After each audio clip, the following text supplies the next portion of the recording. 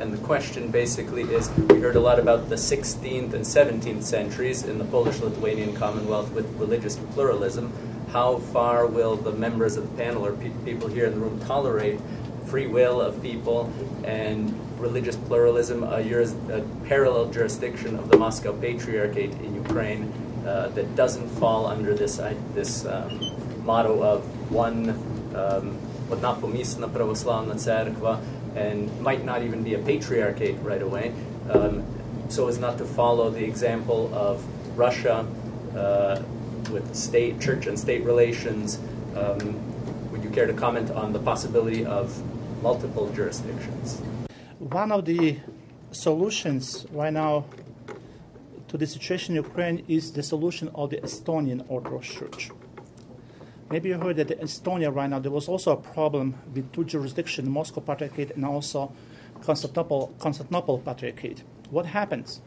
It is not an ideal situation, but it is one of the solutions. That in a specific country there are different jurisdictions, but it's only a temporary solution. So maybe that's exactly one of the solutions right now being applied to Ukraine.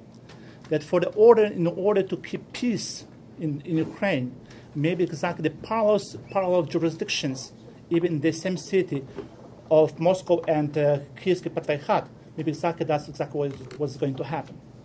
But I hope and pray that this last line will be quite important, and then won't be a bloodshed, and there will be peace in Ukraine, and the freedom of free will be preserved. That's what I can say.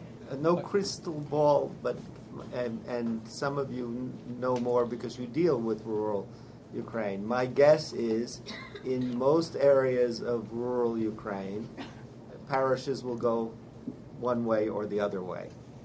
That is, we're going to see fewer divides in villages in which there, as we have seen around Pochayu, where the Moscow Patriarchate has tried to build churches when the villages go under Kiev Patriarchate. That is, villages will tend to act as units. They will probably, in most cases of central and western Ukraine, but not everywhere, go for the new church that is formed, with one major exception, which, and I regret that Professor Mogotchi is not here today. I think that we are going to see some very great finessing and action going on in Transcarpathia in order to keep that Moscow patriarchal eparchy together and find some way around things. I think we are going to find a great increase in Russianism all of a sudden that's going to come out in Transcarpathia. Okay, and then I would guess in cities, one is going to have a pluralistic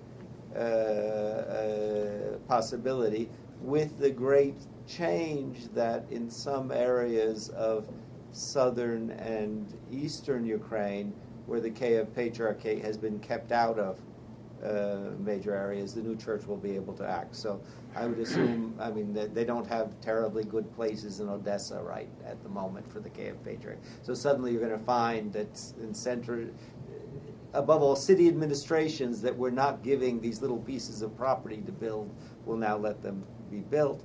And then the only other thing I would guess is the degree to which you have an oligarch's church in south and eastern Ukraine. That is, I would take it in much of south and eastern Ukraine, it's still your businesses and your moneyed groups that decide which way these churches are going to go. And that'll be interesting to see where they see. And I think if they see that Ukrainian government that when we talk about church and state, they are going to bend in what they see as their economic interests. So we'll see on that.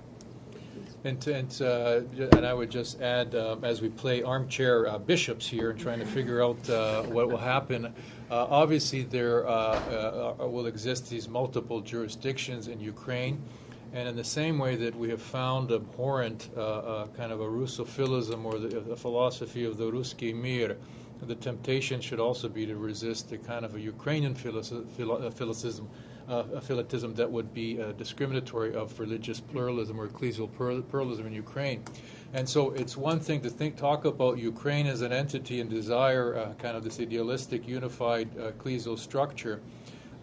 We can also look to the diaspora, where multiple ecclesial jurisdictions exist alongside each other, and those issues have still not been resolved. We have a Greek, a Russian, and an Orthodox Ukrainian bishops all in the same city. These are all part of the same communion. And so these questions about the diaspora were brought up at the Pan-Orthodox Synod, and I think there's still more work to be done there, but also the question of how we recognize autocephalies outside these historical canonical territories.